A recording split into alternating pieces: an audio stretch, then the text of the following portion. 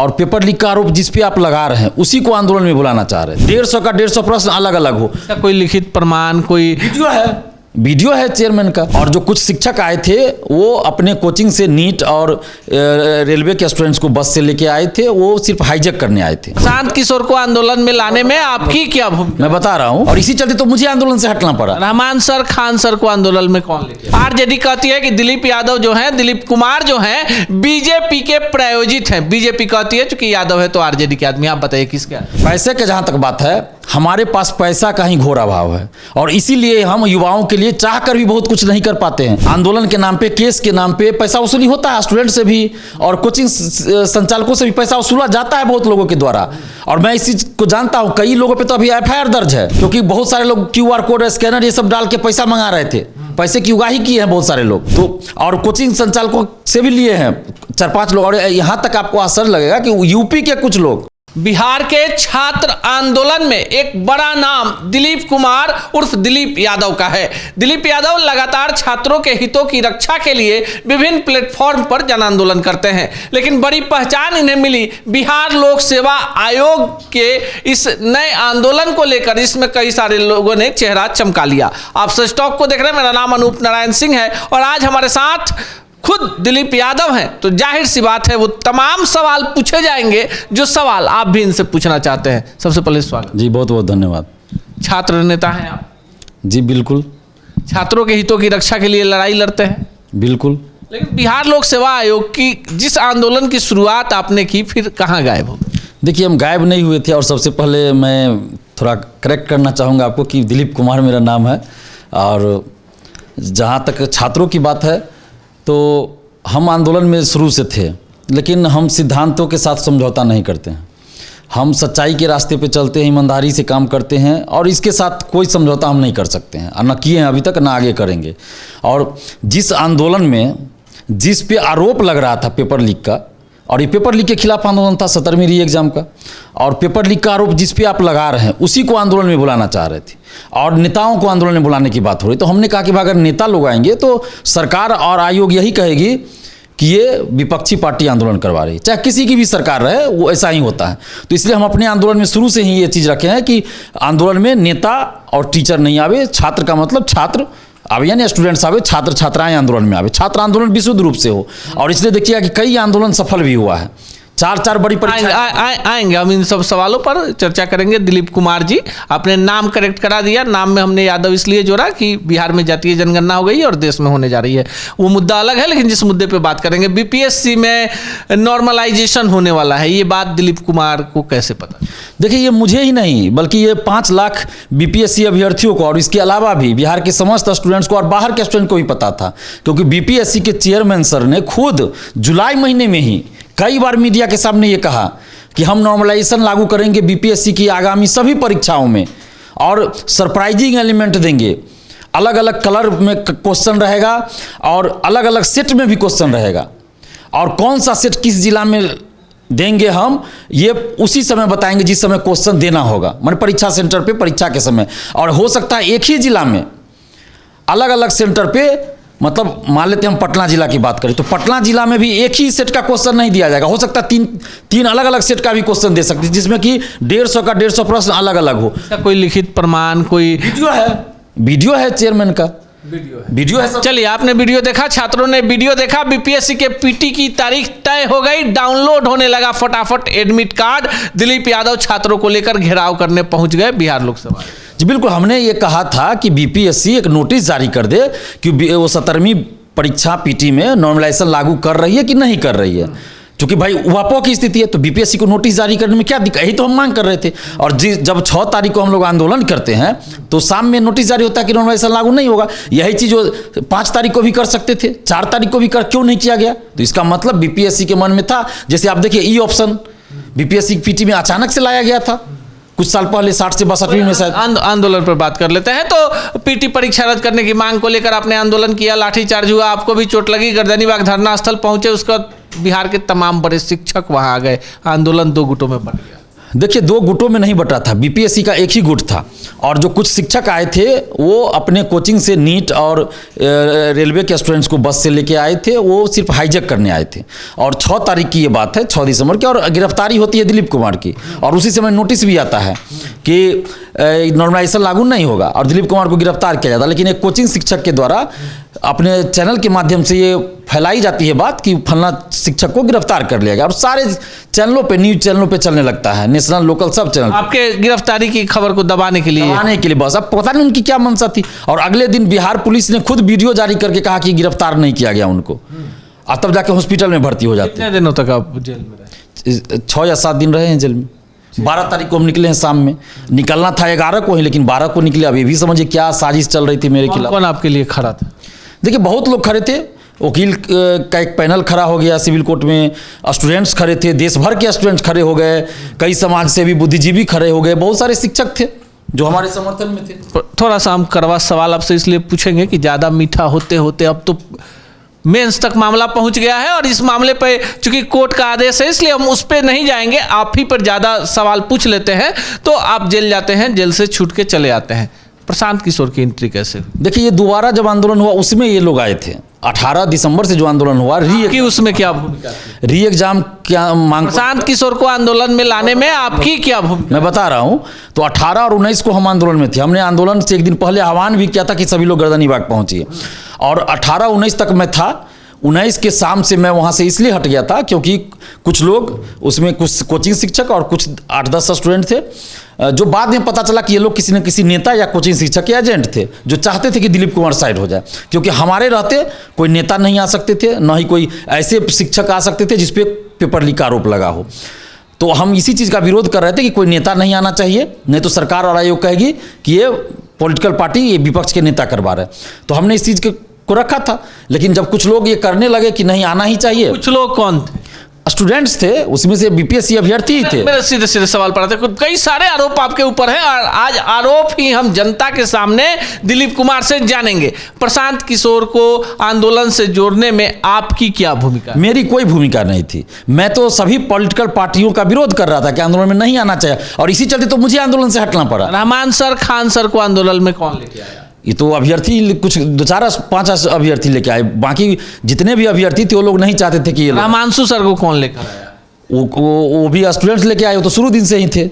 हम किसी टीचर को या नेता को आंदोलन में बुलाते ही नहीं हैं और आने से भी मना करते हैं। और हमने तो अब सीधे सीधे आते हैं, आंदोलन हो गया, प्रशांत किशोर आ गए, राहुल गांधी आ गए, तेजस्वी यादव आ गए और तमाम लोग आ गए जिनको बिहार में इसको एक बड़ा मुद्दा बनाना था। फिर दिलीप कुमार की एंट्री हुई। दिलीप कुमार ने कहा कि भाई कोर्ट में लड़ाई लड़ेंगे। कोर्ट में कैसे कमजोर? कोर्ट में हम लड़ाई हम नहीं लड़ रहे थे। हम झूठा क्यों अपने श्रेय लेने के, हमको झूठा श्रेय लेने का हमको नहीं आदत है।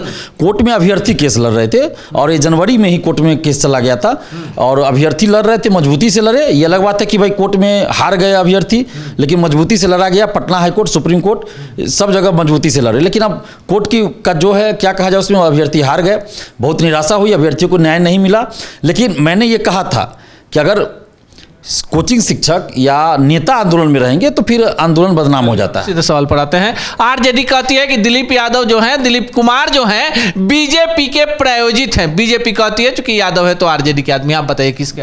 देखिए, ये होता क्या है ना, बिहार में जिसकी सरकार होती है तो वो पार्टी आंदोलनकारी को बोलती है, विपक्ष का जो पार्टी रहेगा जाति कनेक्शन जोड़ के कि उसका एजेंट है।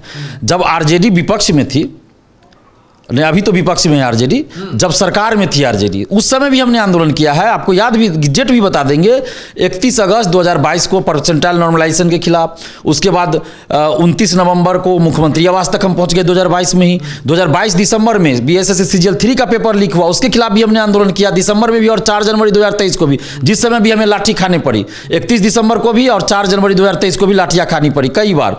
और उस समय तेजस्वी यादव जी उप मुख्यमंत्री थे, तो उस समय बीजेपी के लोग कहते थे कि आरजेडी के लिए काम कर रहा है। और अभी जब आरजेडी विपक्ष में है, अभी जब उस समय आरजेडी के लोग कहते थे कि बीजेपी के एजेंट है, बीजेपी के लिए काम कर रहा है। और अभी जब बीजेपी सरकार में है और जदयू सरकार में, तो अभी अगर हम आंदोलन करें तो बीजेपी और जदयू कहती है कि आरजेडी के लिए काम कर। आप ही बता दीजिए ना कि आप किसके हैं? हम जनता के हैं, युवाओं के हैं। हम बिहार के युवाओं के लिए लड़ रहे हैं, जनता के लिए लड़ रहे हैं, भ्रष्टाचार के खिलाफ लड़ रहे हैं, पेपर लीक धांधली सेटिंग के खिलाफ लड़ रहे हैं। और हमारा मिशन है कि पेपर लीक ना हो, धांधली सेटिंग ना हो, ईमानदारी से पढ़ाई करके ईमानदारी से नौकरी में लोग जाए। लेकिन दिलीप जी, हम सीधे सीधे सवाल पूछेंगे कि लालू यादव छात्र आंदोलन, सुशील कुमार मोदी छात्र आंदोलन, शिवानंद तिवारी छात्र आंदोलन, तो दिलीप कुमार क्या नोबेल शांति पुरस्कार के लिए लड़ रहे हैं, या उनकी भी मंशा है कि कोई पॉलिटिकल पार्टी हमें 2025 में मौका दे और हम भी मुंगेर और जिस इलाके से आप आते हैं वहां चुनाव? देखिए, नीतीश कुमार जी छात्र आंदोलन से ही उभरे हुए हैं और इतने सालों से मुख्यमंत्री हैं बिहार के, और पिछले 30 साल से जितने भी बिहार के बड़े बड़े नेता है, मुख्यमंत्री, उप मुख्यमंत्री, या तो वो छात्र आंदोलन से उभरे हुए रहे हैं या छात्र आंदोलन से उभरे हुए नेता के बेटा बेटी रहे हैं। मैं वर्तमान को जोड़ के बोल रहा हूँ, तेजस्वी यादव जी और चिराग पासवान जी को जोड़ के बोल रहा हूँ। तो अगर संघर्ष करके कोई आते हैं तो ये अच्छी बात है। मैं तो युवाओं से कहना चाहूँगा कि राजनीति में आप चुनाव लड़ना चाहते हैं दिलीप? अभी तक तो कोई ऐसा इरादा नहीं है, ना ही प्लानिंग है। कोई पॉलिटिकल पार्टी ऑफर बता दे रहा हूँ, कोई पॉलिटिकल पार्टी ऑफर दे दे, प्रशांत किशोर, तेजस्वी यादव, बीजेपी, जदयू, माले, सीपीएम, सीपीआई, मुकेश सहनी, जीतन राम मांझी, उपेंद्र कुशवाहा, चिराग पासवान, और कोई नाम बचता हो तो आप बता दें। देखिए, अभी मैं सच्चाई से बता रहा हूँ, 2020 विधानसभा चुनाव जब हुआ था, 2020 अक्टूबर नवंबर में, फरवरी या मार्च में हम आंदोलन कर रहे थे। दरोगा का पेपर लीक हुआ था, उसके खिलाफ शादी के कार्ड पे भी हमने लिखवा दिया था। उस समय कई पार्टियां हमारे संपर्क में आई थी कि आप चुनाव लड़िए, लेकिन हमने मना कर दिया था, चुनाव नहीं लड़े थे हम। इस बार अभी तक किसी पार्टी ने ऐसा नहीं कहा है कि आप चुनाव लड़िए, हम टिकट दे रहे हैं या कुछ भी। और उस समय भी बड़ी पार्टियां नहीं, जैसे जो क्षेत्रीय पार्टी है उन लोगों ने। दिलीप कुमार जी, ये बड़ी खबर मीडिया के पास है कि आप आरजेडी के बड़े नेताओं के साथ उठते बैठते हैं। क्या ये व्यक्तिगत संबंध है, पारिवारिक संबंध है, या पॉलिटिकल संबंध? देखिए, ये तो कोई संबंध ही नहीं है, क्योंकि बिहार के किसी भी नेता के साथ मेरा उठना बैठना नहीं है। अब रोड चलते अगर कोई मिल जाए, हाई हेलो करने लगे, तो ये अलग बात है। ये अलग बात है कि सभी पार्टी के नेता मुझे जानते हैं, क्योंकि मैं सड़क पे लड़ता हूं और आंदोलन करता हूं, तो जानते हैं, प्रवक्ता लोग भी जानते हैं भाई, कई बार टीवी चैनल पे डिबेट में भी बैठते हैं। लेकिन व्यक्तिगत संबंध या पारिवारिक संबंध या आप कह लीजिए पॉलिटिकल संबंध किसी भी नेता पार्टी से मेरा नहीं है। और मैं ये फिर कहूँगा, आपका सवाल था मेरे को लेकर कि चुनाव लड़ेंगे कि नहीं लड़ेंगे। मैं चुनाव लड़ूंगा कि नहीं लड़ूंगा ये मैं तय नहीं करूंगा, ये तय कौन करेंगे? बिहार के युवा, बिहार के स्टूडेंट्स मुझे जिस भूमिका में देखना चाहेंगे मैं उस भूमिका में नजर आऊंगा। लेकिन मैं अपने से कोई फैसला नहीं लूँगा। मैं 2015-16 से लड़ रहा हूँ बिहार के अभ्यर्थियों के लिए। अभी आप चल जाए, किसी भी ब्लॉक में चल जाइए, किसी भी सरकारी ऑफिस में 15-16 से लड़ रहे हैं। गोपाल मार्केट से आपकी लड़ाई शुरू हुई थी और संभवतः हम लोग उस लड़ाई में पहली बार मिले थे, तो हमने आपका वो संघर्ष भी 10 वर्षों का देख लिया है। दिलीप यादव जी, एक और बड़ा कठिन सवाल है, इसको दिल पर नहीं लेंगे। आर्थिक स्रोत कहाँ से आता है इतने बड़े जन आंदोलन को? देखिए, आपने बहुत अच्छा सवाल किया है। ये सवाल हर आंदोलनकारी से होना भी चाहिए। और अभी आप बोल रहे थे चुनाव लड़ने का, मैं यही जवाब आपको देने वाला था कि चुनाव लड़ने में कितना पैसा खर्च होता है ये आपको भी पता होगा आजकल। और कोई भी पार्टी टिकट देती है तो क्या आधार रहता है ये आप लोग भी जानते हैं।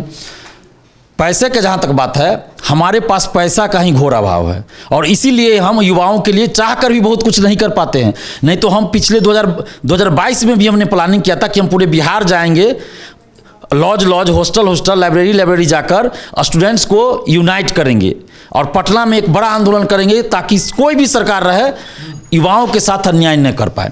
लेकिन उस समय हम 3 जिला गए, नवादा गए, बिहार शरीफ यानी नालंदा गए, गया गए। उसके बाद हमारे पास पैसा नहीं था, हम बैठ गए, कोई मदद नहीं किए, हम बैठ गए। फिर 2023 में भी हम शुरू किए। फिर हम 2 जिला गए, हमारे पास पैसा ही नहीं था कि हम आए। जाने के लिए भी ऐसा नहीं था कि हमको कुछ चाहिए, बस जहाँ बस रूट है बस से जाएंगे, ट्रेन रूट है ट्रेन से जाएंगे और 3-4 लोग को साथ लेके ही जाएंगे, बाकी वहाँ जो स्टूडेंट रहेंगे। लेकिन 23 में भी किसी ने मदद नहीं किया, ना ही हमने मदद उस तरह से मांगा, तो फिर हम रुक गए, नहीं जा पाए। इसलिए आप देखिएगा कि हमारा आंदोलन पटना में ही हो पाता, पटना से बाहर नहीं कर पाते, सिर्फ और सिर्फ इसी वजह से, क्योंकि आर्थिक अभाव है, हमारे पास पैसा देने वाला, मदद करने वाला कोई नहीं है। और दूसरी बात कि आप सोच रहे होंगे फिर इतना बड़ा आंदोलन कैसे हो जाता है, तो आप हमारे आंदोलन में देख लीजिए, कोई डीजे नहीं नजर आएगा।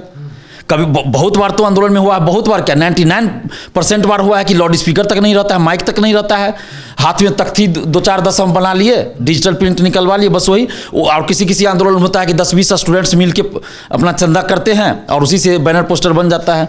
कभी कभी होता है कुछ मेरे ही तरफ से लग जाता है, कभी कभी तो ऐसा होता है कि स्टूडेंट्स ही हमारे पास नहीं रहता है। कोचिंग संचालक, कई सारे कोचिंग संचालक कैमरे के पीछे कहते हैं, आपका नाम भले न ले, लेकिन कहते हैं कि ऐसे आंदोलनों के लिए कोचिंग संचालकों से जबरदस्ती धन की उगाही होती है। आरोप आप पर नहीं है, लेकिन ऐसे आंदोलनों पर है, क्या कहेंगे? बिल्कुल होता है, होता है। मैंने इसी चीज़ को तो अपने आंदोलन से दूर रखा। आंदोलन में ये पहले होता था, अभी भी होता है। आंदोलन के नाम पे, केस के नाम पे पैसा वसूली होता है, स्टूडेंट से भी और कोचिंग संचालकों से भी पैसा वसूला जाता है बहुत लोगों के द्वारा। और मैं इस चीज़ को जानता हूँ, कई लोगों पे तो अभी FIR दर्ज है जो अपने आप को छात्र नेता बताते हैं और स्टूडेंट से पैसा केस के नाम पे वसूलते हैं। आंदोलन के नाम पे कई लोगों से 17वीं BPSC री एग्जाम आंदोलन में एक कारण ये भी था मेरे हटने का, क्योंकि बहुत सारे लोग QR कोड, स्कैनर ये सब डाल के पैसा मंगा रहे थे, पैसे की उगाही किए हैं बहुत सारे लोग। तो और कोचिंग संचालकों से भी लिए हैं 4-5 लोग। और यहाँ तक आपको आश्चर्य लगेगा कि यूपी के कुछ लोग पैसा वसूल लिए, जिनको कोई जानता नहीं है, QR स्कैनर ये सब डाल के टेलीग्राम ग्रुप सब में पैसा वसूल लिए। वो पता नहीं वो BPSC अभ्यर्थी था या नहीं था, ये भी नहीं पता, हमें अभ्यर्थी ही बता रहे हैं। तो ये सब तो आंदोलन में होता ही है, लेकिन मैंने इस चीज़ को दूर रखा और यही वजह है कि हमारा आंदोलन इतना मजबूत हो पाया। अगर हम पैसे की तरफ देखते तो आंदोलन मजबूत नहीं होता। और आप अगर कोई आरोप हमारे ऊपर लगाए तो लगा सकता है, हम उसका जवाब देने के लिए हमेशा तैयार है, ये लोकतंत्र है। चलिए, आरोप का जवाब दीजिएगा। आप मेरे आखिरी सवाल का जवाब दे दीजिए, क्योंकि आपने बहुत सारे सवालों का जवाब दे दिया है। ये बता दीजिए, नीतीश कुमार बढ़िया लगते हैं कि तेजस्वी यादव? देखिए, हमको काम के आधार पे हम कहेंगे, हमको सब नेता बिहार का अच्छे लगता है और सब नेता बुरा लगता है। प्यार होता है तो शुरू में जो प्रेमिका होती है अच्छी लगती है। 2025 आ गया, सीधे एकदम दिल पर मत लीजिए, सीधे बताइए, तेजस्वी, नीतीश कुमार, प्रशांत किशोर या कोई और? देखिए, हम कौन होते हैं ये बोलने वाले? बिहार की जनता ये तय करेगी कि कौन हो, जिनको जो लगेगा उनको वोट देंगे, जीतेंगे जो आएंगे। लेकिन हम जब युवाओं के मुद्दे पे बात कर रहे हैं, तो आप मुद्दों पे अगर बात करेंगे तो हमारे लिए तो अभी कोई नेता ही अच्छा नहीं है, कोई नेता ही अच्छा नहीं है। क्यों मैं ऐसा कर रहा हूँ? क्योंकि हम तो हर नेता के रहते हुए, सरकार में रहते हुए या विपक्ष में रहते मार खा रहे हैं, लाठी खा रहे हैं, जेल जा रहे हैं, पेपर लीक हो रहा है, धांधली सेटिंग हो रहा है, वो तो रुक नहीं रहा है। और आज देखिए, जो भी नेता पेपर लीक के खिलाफ गर्दनी बाग आंदोलन में आए, आज किसी भी नेता ने संजीव मुखिया की गिरफ्तारी पे इतना भी कहा है कि जो भी कोचिंग शिक्षक या जिनका भी नाम आ रहा है, बड़े बड़े पदाधिकारी का, नेता का, उस पर कार्रवाई हो? कोई भी नेता क्यों नहीं बोल रहे हैं? चलिए, ये दिलीप कुमार हैं और कई सारे सवाल जो आप भी जानना चाहते थे कि दिलीप कुमार को कहां कहां से पैसा मिलता है, कौन सा राजनेता इन्हें संरक्षण देता है, जेल जाते हैं तो कैसे इनकी खबर को दबा दिया जाता है, वो क्या कारण है जिसके कारण बिहार के छात्र आंदोलन में एक बड़ा चेहरा बनकर उभर गए। सारे सवालों का जवाब हमने इस साक्षात्कार में टटोल लिया है। आपको क्या लगता है? कमेंट बॉक्स में जरूर बताइएगा।